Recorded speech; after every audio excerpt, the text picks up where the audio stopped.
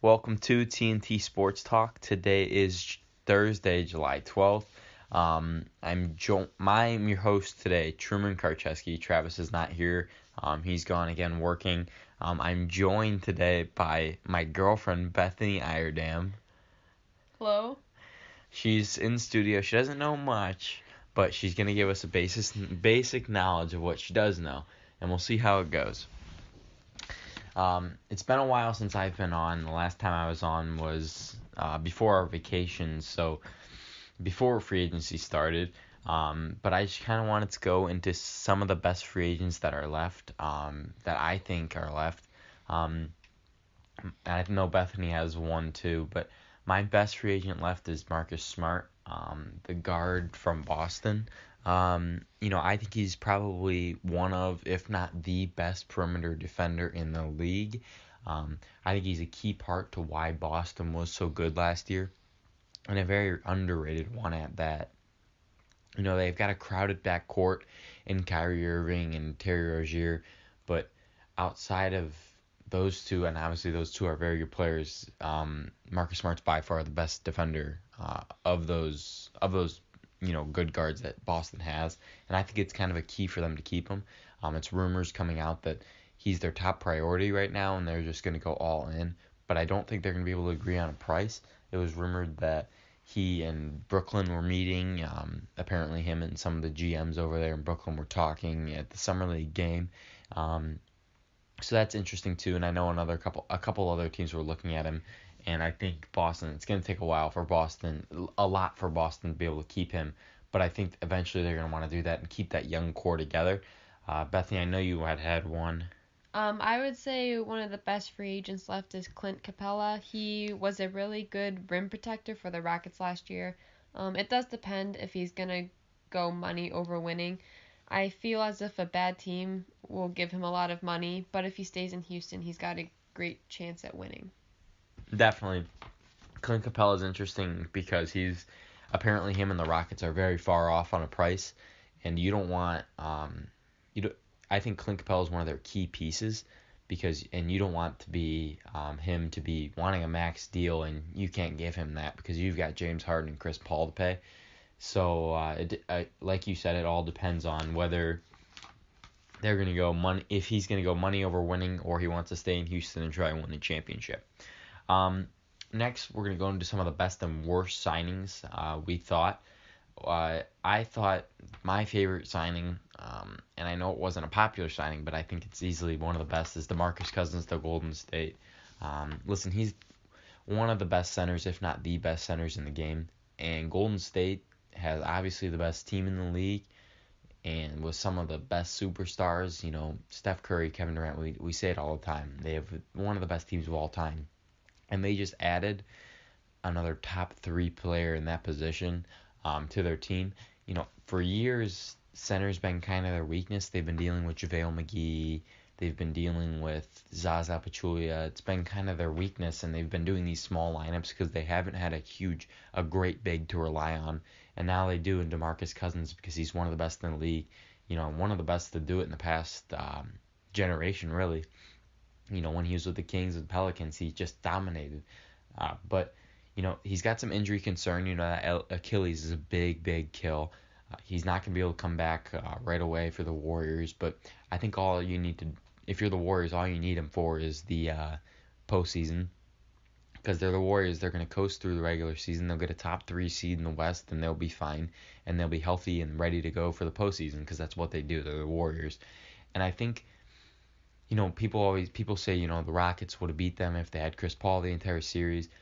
Now, DeMarcus Cousins versus possibly Clint Capella again, that leans towards the Warriors, and now that's a weakness that that's a strength that the Rockets had over the Warriors that they don't have anymore. So I think the Warriors just kind of got better where they needed to get better at, and they didn't need to get better very much, and they just put themselves over the top and over the competition even more than they were so already.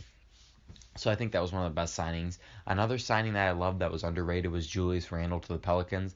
Obviously, the Pelicans lost DeMarcus Cousins to the Warriors. And I think they kind of liked that, two big lineup with Anthony Davis and DeMarcus Cousins. And I think they're going to try and keep that with Julius Randle. I love what Julius Randle did last year in Los Angeles. And I think obviously he's not going to be able to match up and do the same production as DeMarcus Cousins, but I think he can be very, very good for the Pelicans, and I think he can kind of even be better in some ways because he won't be as ball demanding as DeMarcus Cousins, and he won't need as much stats as DeMarcus Cousins. And Anthony Davis can be far and away the number one player for the Pelicans, and Julius Randle can just kind of play. So I really like that signing. Another signing that I didn't really like was DeAndre Jordan in the Mavericks. I talked about it in the last show.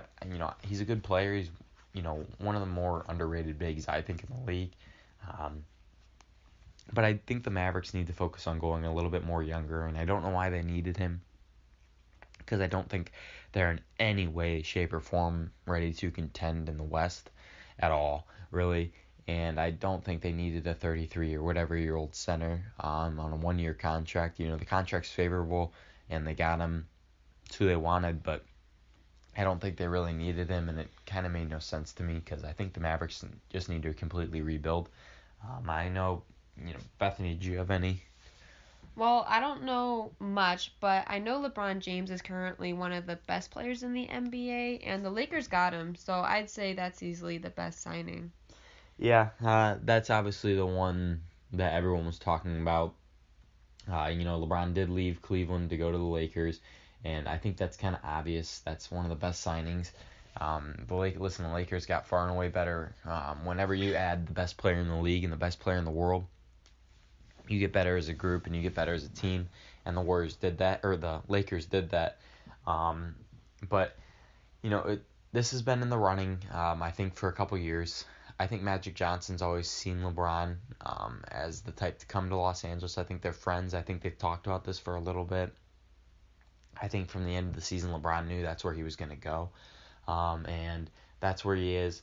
It's kind of interesting that the Lakers haven't Kawhi Leonard's still out there, but they haven't got that superstar next to LeBron yet. And they're kind of just giving him a decent team around him and seeing what he can do against the superstar Warriors. But it's a 4-year deal. It's a nice deal for the Lakers because they got him under control for a little bit. And now it's time to see if he can really build a team around him and beat the Warriors, which is the best team of all time. And he can take them down with a different team there in the West. But that is definitely one of the most interesting signings in the past that decade I can remember.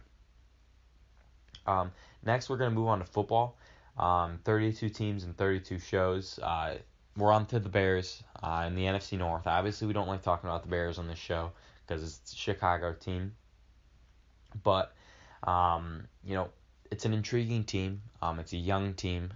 They got another new head coach there in Matt Nagy because it's the Bears. They go through head coach like it's candies. It's completely new, rejuvenated offense under Matt Nagy. They've got a young quarterback who started most of the year last year in Mitch Trubisky. They've got young running backs in Jordan Howard and Tariq Cohen. They've got free agent additions in Trey Burton and Allen Robinson. So it's going to be very interesting to see what they do. I think the defense is very well led under Vic Fangio. Vic Fangio is one of my favorite coordinators in the game. I wanted him to come to Green Bay in the offseason, but he didn't. It seems just like no matter what kind of talent he's got, no matter what the players he's got on that defense, he always has a top 5, top 10 defense, and it's crazy. When he was with the 49ers, they did the same thing. They didn't have all the names in the world, and they still ended up being top 10, top 5. And I think that's what he always does with the Bears. So while they don't have the names, I do like Danny Trevathan as the kind of that quarterback of that defense. They've, Leonard Floyd's a great, good young pass rusher, good lean, fast off the edge. I think he'll be good in that system. The secondary is kind of a weakness for them. When you look around the NFC North, you've got receivers like Devontae Adams and Randall Cobb. You've got receivers in Detroit like Marvin Jones and Golden Tate. And then in Minnesota, you got Adam Thielen and Stephon Diggs. So when you have a secondary that's weak as the Bears in the NFC North with the receivers that they have, it's going to be hard for the Bears to really compete on as far as that side of the ball goes. But I think Vic Fangio can shore up some of the holes, and that the Bears defense can be decent. Offensively, like I said, they've got new additions, they've got young talent all over, and they've got, Matt Nagy, who comes from Kansas City in that interesting offense last season where, they had speed all over. Alex Smith would just give the ball to the speedy players and just let them run. I think that's what the Bears are trying to do. They're trying to make it simple for Mitch Trubisky and just tell him to use his athleticism, get the ball to Tariq Cohen, get the ball to Jordan Howard, get the ball to Robinson, get the ball to Burton, and just let them make plays. So it's going to be interesting to see what they can do, and really what Trubisky can do in his second year. He's in a new offense already, but he's seen defenses, he's seen, schemes, and, can he take the next step? Is he going to take a step back, or is he going to stay the same? And it's really interesting to see how quarterbacks do in their sophomore year. I think the Bears aren't ready to compete just yet. They're a team that's up and coming, I believe, unfortunately, because it's Chicago, but they're going to be scrappy next year, I believe. You're going to be a team that teams aren't going to want to play, but they can beat. So I think they're going to be 6-10, pretty simple, pretty mediocre for Matt Nagy's first season there in Chicago. I think it's a step forward, and I think they're going to play a lot of close games and a lot of good teams tough. But just in that division with Minnesota and Green Bay with Aaron Rodgers again, and Detroit's a scrappy team, I just think it's too hard for Chicago to compete this year with Mitch Trubisky and a young team. So I'll say 6-10 flat for Chicago. I think 7 or 8 wins is their max, and I think probably 4 losses or 4 wins is their lowest they could go. But I obviously I don't like the Bears at all, but the direction they're heading is good. Next, a story, headline in football coming out. Like I said, there's not much going on in football right now. It's kind of that gap 2 months before training camp starts. So not much is going on, but very, very big news out of Buffalo came out this week. I believe it was Monday. It came out. But LaShawn McCoy, their star running back, just an absolutely horrible story. I know, Bethany, you had a little bit on that. So LaShawn McCoy's ex-girlfriend Delisha Cordon believes her home was invaded by McCoy. Not only that, but she was beaten in the face with firearm by the supposed intruder. And after looking at pictures, you can see how badly she was beaten, and they were pretty gruesome. McCoy does currently have a lawyer, but the trial has not yet taken place. Yeah, this is huge. Like Bethany said, if you saw those photos, I saw them. I know Bethany saw them. But they're just absolutely gruesome. It looks like she was just absolutely beaten, almost to death, and it's horrible to see. Just an absolutely another sickening incident. But don't throw shade on LaShawn McCoy's name just yet, because you never know. It seemed like for years he was such a good guy, and people, his former offensive lineman Richie Incognito is coming out to defend him right now. A couple other players have done that already. So you don't know yet, and you don't want to give that kind of that label to a player like LaShawn McCoy just yet. But if it is him, that's horrible, and he should not be in the league. But I think he's out to defend himself. He's got a lawyer, like Bethany said, and it's just going to be interesting to see. And if you're a Buffalo fan, this is absolutely a nightmare for you. As far as football goes, and I know that kind of takes second place to everything else in this situation, but LaShawn McCoy is the entire offense there in Buffalo. Like I said, they've got Josh Allen, they've got A.J. McCarron, they've got young quarterbacks, they've got really no receivers, a decent at best offensive line. I really don't think it's that good, and they base everything around LaShawn McCoy. Sean McDermott and the offense coordinator over there, their number one thing is give the ball to Sean McCoy and let him ground and pound and let the defense play. It's the way Buffalo plays. It's the way they've always played. And I don't think with the quarterbacks they have right now that they can change that. So if he's out, if he's suspended, if he's out of their team, if he's off their team, if the situation becomes much worse, Buffalo's really going to have to look at just kind of resetting that, Buffalo run game, and hand the ball off and try to get as many yards as you can, and then let the defense play. They're not going to be able to do that if they don't have LaShawn McCoy, because he's one of the best running backs in the league. This story, it just kind of, it's it's very interesting to watch. It's going to be interesting to watch unfold, and you hope not. You pray for the family and you pray for LaShawn McCoy. You hope nothing else comes out of the situation, and that his name is cleared. But you never know, and it's going to be something to watch, especially if you're a Buffalo fan. Next is the supplemental draft. It's not much going on in the supplemental draft. It's not much to talk about. There were 2 picks, the Giants and the Redskins. The Giants took Sam Beal. I think they gave up a 3rd round draft pick for that.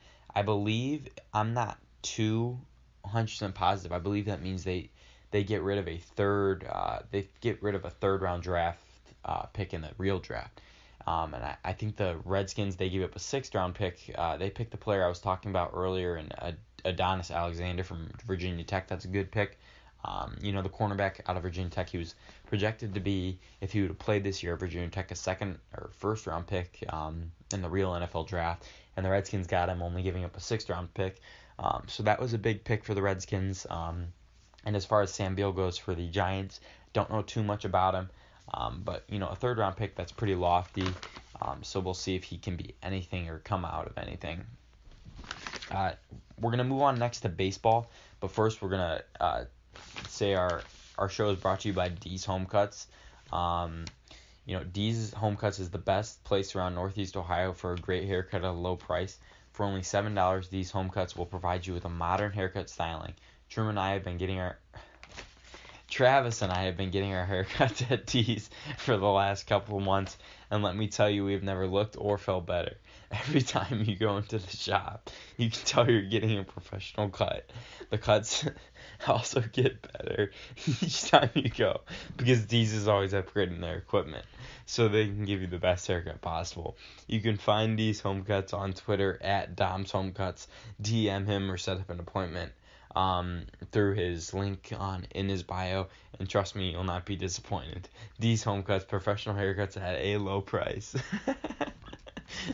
Sorry, I screwed up there. We're doing this show very late, and we're very slap happy right now. But next, we're gonna move on to baseball. Obviously, baseball right now is kind of talk to the All-Star game. I kind of want to talk up the Brewers right now because they do have, how many All-Stars? They got Josh Hader, they got Jesus Aguilar, they've got Christian Yelich, Lorenzo Cain, and they just got Jeremy Jefferson tonight. So that's 5 Brewers, just so everyone knows. Travis said they weren't going to have that many. Travis said we were going to have none, but they have 5, and it just goes to show they're having, they have the best record in the NL, and I just want to talk them up more. But there's one player I kind of thought was interesting, and I don't think he should be in the All-Star game, and maybe people will give me flack for this because he's got the name of Bryce Harper. But Bryce Harper's not performing good. He's not having a good season at all. His averages are much, much lower than his career average.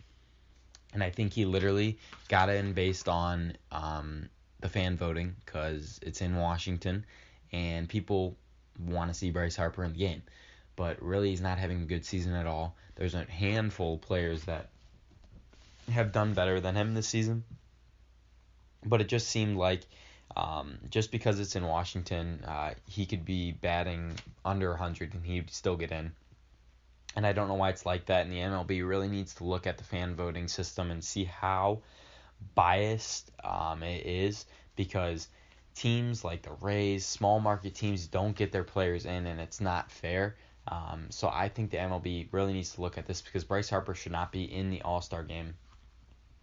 As far as the snubs go, I think Blake Snell, like I said, the Rays small market team, Blake Snell, the Rays pitcher, he's got a 2.09 ERA, the best in the AL among the qualified starters, I believe, and he's not in the All-Star game. And this just baffles me because how do you not put in someone who's got the best ERA in the AL in the All-Star game?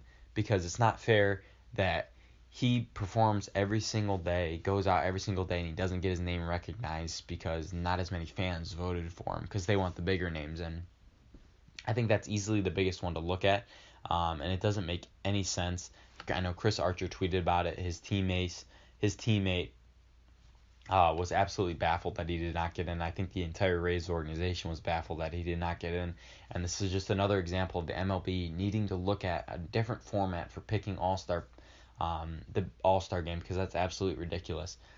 Another one was Ross Stripling, the starting pitcher for the Dodgers. He has a 2.2 ERA. It's one of the lowest in the game, and somehow he's not in there for the NL. Which is another one that's just baffling. I don't get how a pitcher, like I said with Snell, is how do they get under a 2.5 ERA and they aren't in the All-Star game? It just doesn't make any sense. And again, those are players that just go out and work their asses off every single game, and somehow they don't get the recognition that they deserve, and they won't be in the All-Star game. Which once again is just absolutely baffling to me. But that's it for baseball. The All-Star Game is going to be very interesting. The Home Run Derby, obviously my favorite part, and me and Travis's favorite part. Jesus Aguilar got in there, so I'm pretty pumped about that. But it's going to be very interesting this year in Washington, D.C. In the next couple of weeks. Next, we're going to move on to the segment of what would have happened. Me and Travis started this a couple weeks ago, and I think it's really interesting. And this week, what I'm going to do... if Brett Favre would have never left, I guess. After the Packers lost the 2007 NFC Championship game to the Giants, Brett Favre retired, and then during the training camp in the summer, he decided he wanted to come back and play for the Packers, and the Packers ended up saying no. We've got our guy in Aaron Rodgers, and they ended up trading Brett Favre to the Jets. So what would have happened if the Packers would have caved in and said, all right, Brett, you can come back for another season? I think Aaron Rodgers would not be a Green Bay Packer. I think Aaron Rodgers would be a New England Patriot.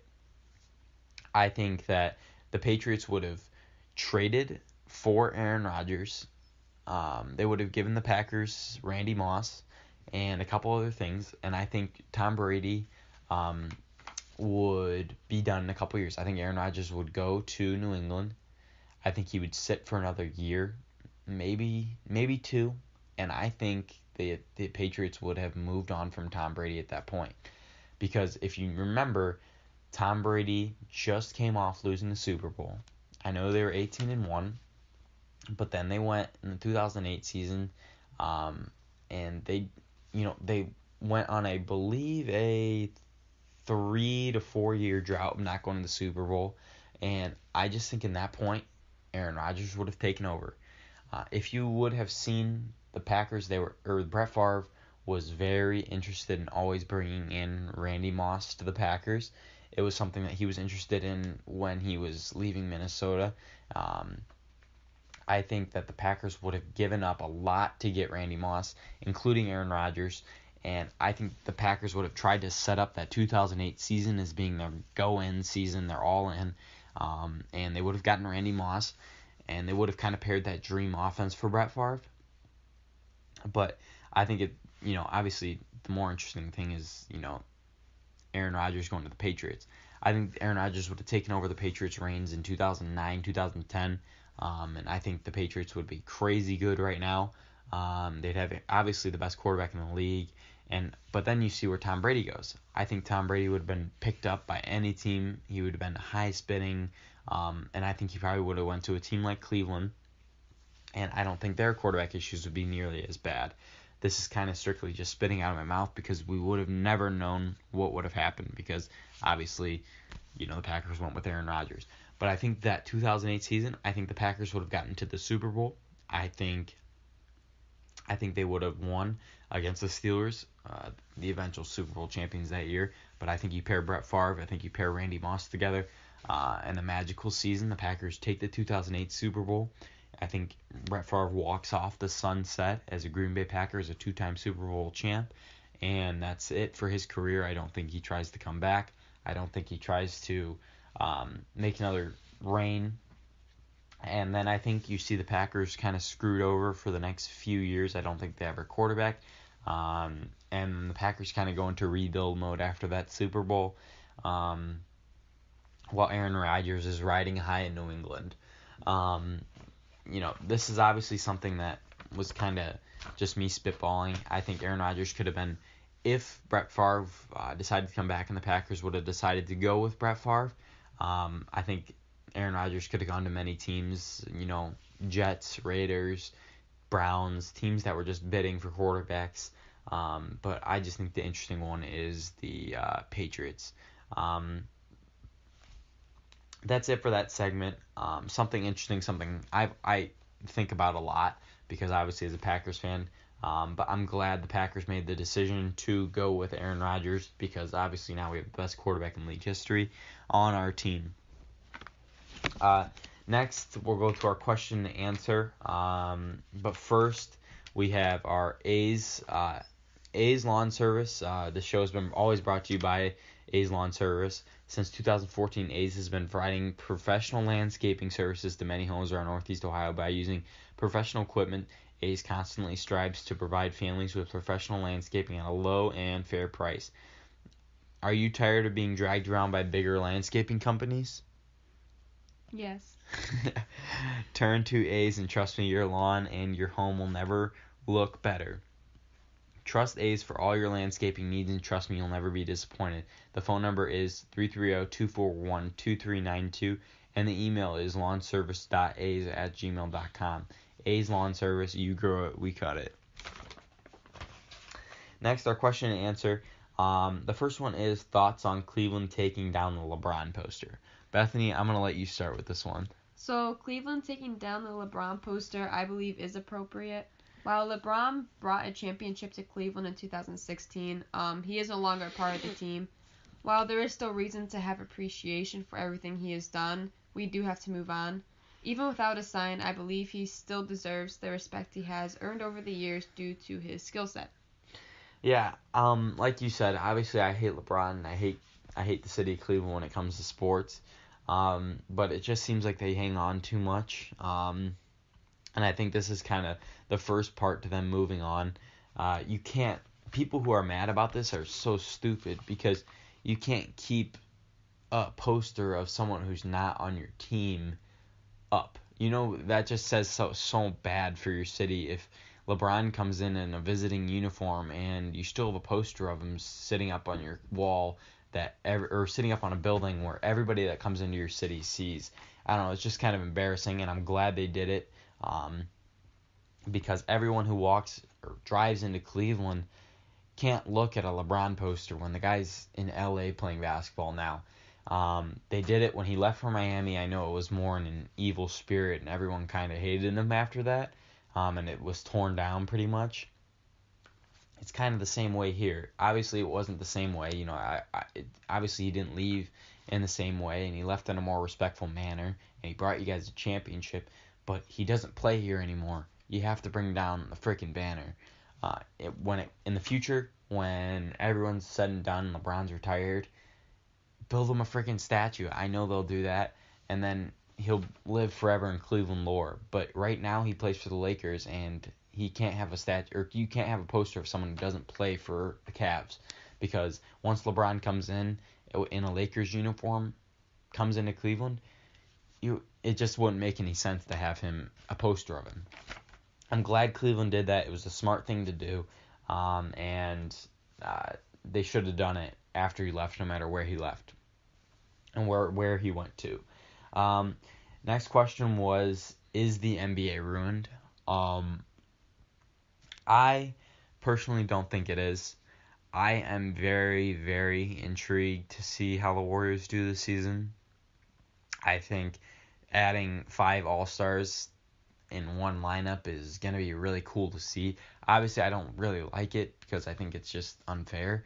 But anybody who says they're not going to want to see that is just bullshitting to you, because they do. Everyone's going to want to watch at least one Warriors game this year to see how it all pans out. You're still going to want to watch the finals to see if any crazy upsets happen. And I don't care what you say, at the end of the day, you want to see 5 All-Stars play together, and you want to see how that meshes and how dominant they actually are. And as far as LeBron going to the Lakers, I'm sorry, every NBA, every sports fan is going to want to see LeBron play his first game at the Staples Center wearing 23 in a Lakers uniform. Everyone's going to want to see that. I don't care what you say. It's just his history. It's amazing. It's going to be amazing to see. Now, the competitive nature, yeah, it's kind of ruined as far as we all kind of know the Warriors are going to win. But I'm still going to want to watch my team, the Bucks. I'm still going to want to watch how the East plays out and who's going to match up with the Warriors in the finals, because that's kind of up for grabs. I think it's kind of between 5 teams, so that's kind of going to be interesting to see. But as far as LeBron and the Lakers, I'm going to want to see that. I'm going to want to see LeBron come back to Cleveland in a Lakers uniform. I'm going to want to see LeBron go to the Oracle in a Lakers uniform. And I think it's going to be very interesting to see how the Warriors play. So I don't think the NBA is ruined. Well, yeah, I believe the current situation with Golden State and LeBron on the Lakers will create an interesting turnout. With LeBron having the skills of more than just one All-Star, it will give Golden State the actual competition that they'll need, that people would like to see in the NBA. And I think it'll create an intriguing season and turnout for all the NBA fans. Yeah, I definitely don't think it's ruined. I think the competitive nature's not there as much as it should be. But listen, it's the NBA. LeBron's on the Lakers. The Warriors have 5 All-Stars starting. We're going to want to see how it pans out. So the next question, kind of way off what we've been talking about, but do you think Lamar Jackson plays this year? I don't. Listen, the Ravens, they're kind of in an interesting state. I could see him playing because of injury, but I just think Joe Flacco's gonna play better this year. I think he's gonna come back healthier. I think he's gonna have a good training camp. He's still the starting quarterback there. If he stays healthy, the Ravens are gonna be back to kind of normal. And I think people are just kind of underrating Joe Flacco right now because he had injuries last season, but it's not like he really proved to take a step back. He's still a good quarterback. The Ravens are still a good team, and I don't think you can just give Joe Flacco, this much flack for, having an injury. It's not like he's had back-to-back bad seasons. He's still a good quarterback, and if he stays healthy, I think he's still going to be a good quarterback. And then if he goes down, they're going to give the nod to RG3. RG3 is another one.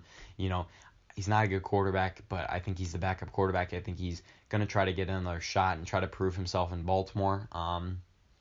So 2 guys kind of got to go down for Lamar Jackson to get the starting nod. I could see him playing in wildcat formations and stuff.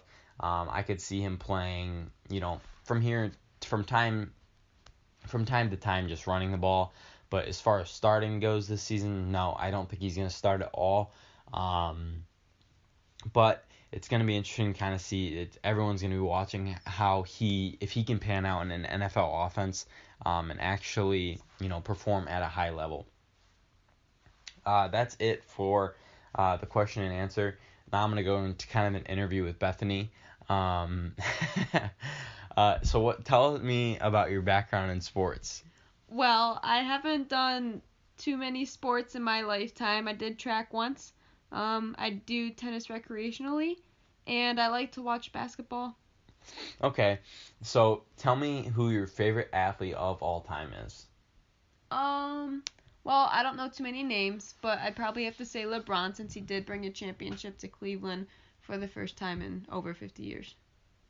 And he's made history. He's one of the best players known in the NBA. And he comes from Akron, our hometown, so I think that's something to be kind of proud of, so that's why I'm a fan. Definitely.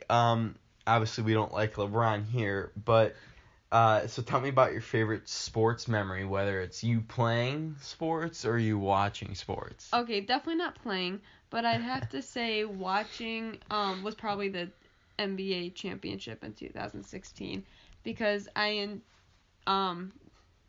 it just brought Cleveland a good parade and a fun time, and my family was happy about it, and I was happy about it. That just seems to be the typical answer that we get from Cavs fans on here. about that dumb championship in 2016. That brought some pride to Cleveland. I don't think it brought that much pride because now it's all gone. As she hits me in the arm. That's going to kind of wrap it up for us. I know it was kind of a shorter show and we didn't have that big of an interview like we have had in the past. We're going to try to keep that going. We still got some players and some NFL players lined up for you guys in the future because obviously me and Travis love doing that. But if you guys want to get on the show, just DM us on our Twitter. We're always open to guests. We can do live phone calls now. So if you're far away, that doesn't matter. Just give us a shout out, give us a DM, and we'll definitely try to get as many people on the show as we possibly can. But thank you to our sponsors, D's Home Cuts and A's Lawn Service. Go give us 5 stars, rate and review, and subscribe. Follow us on Twitter at TNT Sports Talk 12. Follow our Instagram at TNT Sports Talk 12 as well. Listen to us tomorrow on 12 ounce, 12 to 1.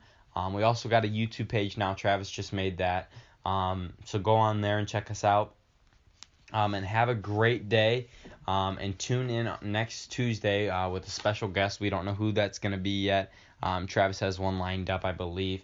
But thank you for a great show. Bethany, thanks for coming on. You're welcome. Have a great day. And tune in next Tuesday.